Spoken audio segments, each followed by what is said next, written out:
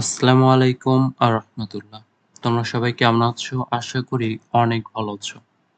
তো আজকে আমরা দেখব যারা honours 3rd year English department session হচ্ছে 20-21 আজকে তাদের জন্য restoration and 18th century fiction আমরা এই সাবজেক্টটির চূড়ান্ত সাজেশন দেব।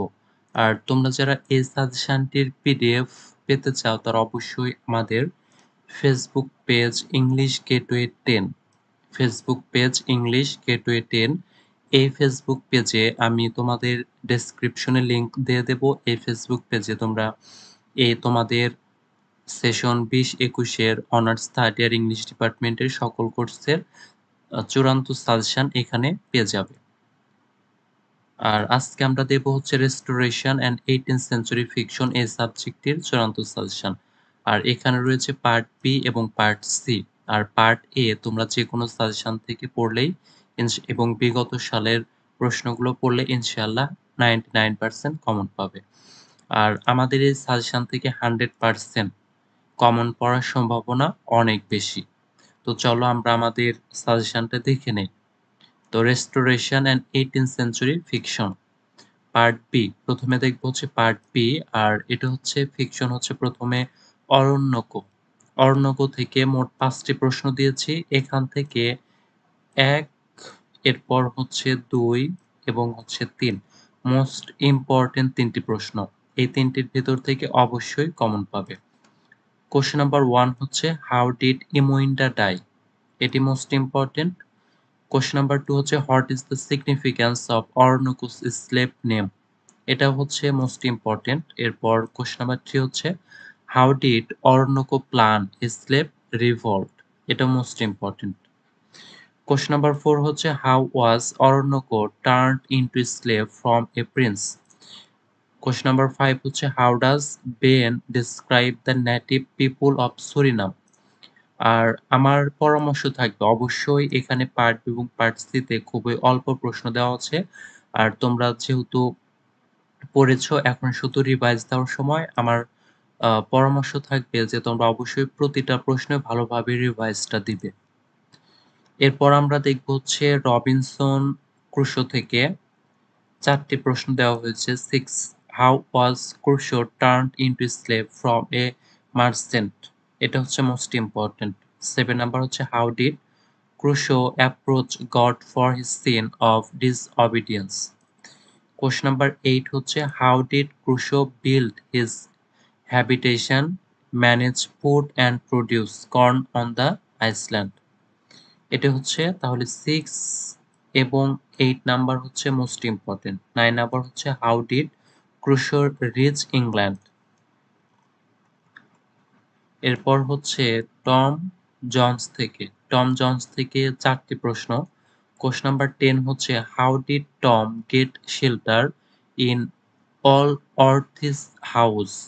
এরপর হচ্ছে question number 11 what was Lady Bellaston's plan against Sophia? এটা হচ্ছে মোস্ট ইম্পর্টেন্ট একটি প্রশ্ন। কোশ্চেন নাম্বার 12 হচ্ছে why did Squire Allworthy banish or হচ্ছে expel Tom Jones from his house?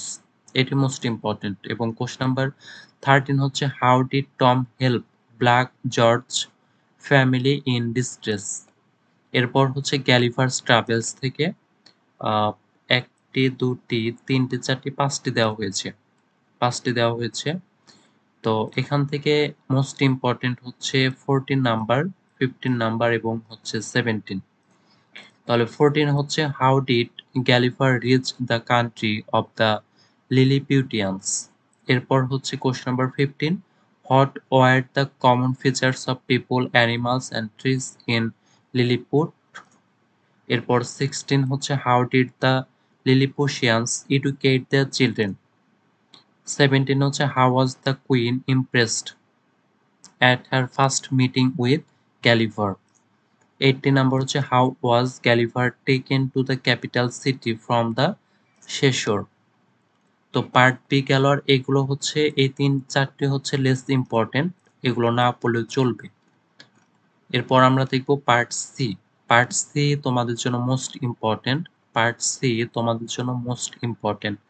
R first class পাওয়ার জন্য এই টপিকটা অবশ্যই ভালোভাবে পড়তে হবে। আর আমার পরামর্শ থাকবে এখানে খুবই অল্প প্রশ্ন দেওয়া রয়েছে। প্রতিটা প্রশ্নে অবশ্যই তোমরা টাচ করবে। অরণ্যক থেকে পার্ট সি তে মোস্ট ইম্পোর্টেন্ট হচ্ছে ৩ টি প্রশ্ন এবং তার ভিতর থেকেও সবচাইতে মোস্ট ইম্পোর্টেন্ট হচ্ছে কোয়েশ্চেন নাম্বার 2 এবং 3। তাহলে question number 1 give an account of the major themes of Oroonoko, অথবা এটি আসতে পারে what are the major themes of Oroonoko, give an account of them. এরপর কোয়েশ্চেন নাম্বার 2 হচ্ছে sketch the character of Oroonoko, এটি আবার আসতে পারে যে attempt a character study of Oroonoko. এটি আরেকভাবে আসতে পারে যে give an account of the traits of the character of the prince of Africa. এরপর হচ্ছে question number 3 elaborately discuss the theme of anti colonialism as you find in Oroonoko. এরপর হচ্ছে Robinson Crusoe থেকে মোস্ট ইম্পর্টেন্ট প্রশ্নগুলো দেওয়া রয়েছে 4, 5, 6 এবং 7। 4 number হচ্ছে write a note on the allegorical significance of Defoe's novel Robinson Crusoe. এটি অন্যভাবে আসতে পারে যে Robinson Crusoe has a twofold significance, one is spiritual and another one is physical, analyse critically. এরপর question number 5 write a note on the theme of sin, punishment and repentance in the novel Robinson Crusoe. এরপর question number 6 হচ্ছে the story of the life of Robinson Crusoe is a truthful representation of human life, elucidate. Question number 7 হচ্ছে do you think Robinson Crusoe is a man of action rather than a man of thought, justify your answer. এরপর হচ্ছে Tom Jones থেকে most important প্রশ্নগুলো দেওয়া রয়েছে Tom Jones থেকে, আর এগুলো হচ্ছে খুবই অল্প মানে লেস ইম্পর্টেন্ট, খুবই কম গুরুত্বপূর্ণ, এগুলো নাও পড়লেও হবে। তাহলে আমাদের এখানে মোট রয়েছে 14টি প্রশ্ন। প্রথমে হচ্ছে অরণ্যক থেকে, এরপর হচ্ছে রবিনসন ক্রুশো থেকে, এরপর টম জন্স থেকে রয়েছে, এরপর হচ্ছে গ্যালিভার্স ট্রাভেলস থেকে রয়েছে। তাহলে মোট রয়েছে 14টি প্রশ্ন। এখানে টম জন্স থেকে রয়েছে 8, 9 এবং 10, 11 চারটি। এর ভিতর থেকে মোস্ট ইম্পর্টেন্ট হচ্ছে 8 এবং 11। তাহলে টম জন্স থেকে এই কোশ্চেন নাম্বার 8 হচ্ছে Tom Jones reflects the social picture of a mid 18th century of England, elucidate. এটা আবার অন্যভাবে আসতে পারে যে what contemporary social traits do you find in Henry Fielding's novel Tom Jones. এরপর কোশ্চেন নাম্বার 9 হচ্ছে comment on the themes of the novel Tom Jones. Question number 10 হচ্ছে evaluate Tom Jones as a picaresque picaresque novel. আচ্ছা, এটা হচ্ছে পিকার পিকারিস্কিউ novel. এরপর হচ্ছে 11 নাম হচ্ছে comment on the disclosure of parentage at the end of the novel Tom Jones. এরপর হচ্ছে গ্যালিভার্স ট্রাভেলস, এখান থেকে 1টি, 2টি এবং 3টি প্রশ্ন।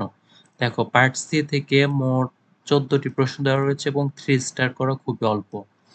আর তাহলে তোমরা সবগুলো প্রশ্ন পড়ার চেষ্টা করবে। 12 নাম্বার হচ্ছে evaluate Gulliver's Travels as a political satire.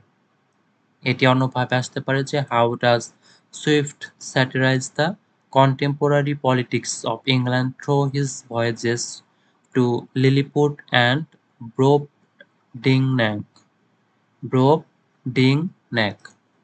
এরপর 13 নাম হচ্ছে examine Swift's use of Lemuel Gulliver as a narrator and an observer. Describe the ups and downs the of Lemuel Gulliver's life as presented by Jonathan Swift in Gulliver's Travels. 14 number হচ্ছে how does Swift satirise science in Gulliver's Travels. এই প্রশ্নটি অনেক important. তাহলে এই ছিল আমাদের part C, আর এখান থেকেই ইনশাআল্লাহ কমন পড়বে। আজকের ভিডিওটি ছিল এই পর্যন্ত। আর তোমরা যারা এই পিডিএফটা পেতে চাও তারা অবশ্যই ফেসবুক পেজ ইংলিশ গেটওয়ে 10, এখান থেকে তোমরা তোমাদের অনার্স থার্ড ইয়ার সেশন 20-21-এর সবগুলো সাবজেক্টের চূড়ান্ত সাজেশন পেয়ে যাবে। আজকের ক্লাসটি এ পর্যন্তই। তোমরা সবাই ভালো থাকবে। আসসালামু আলাইকুম ওয়া রাহমাতুল্লাহ।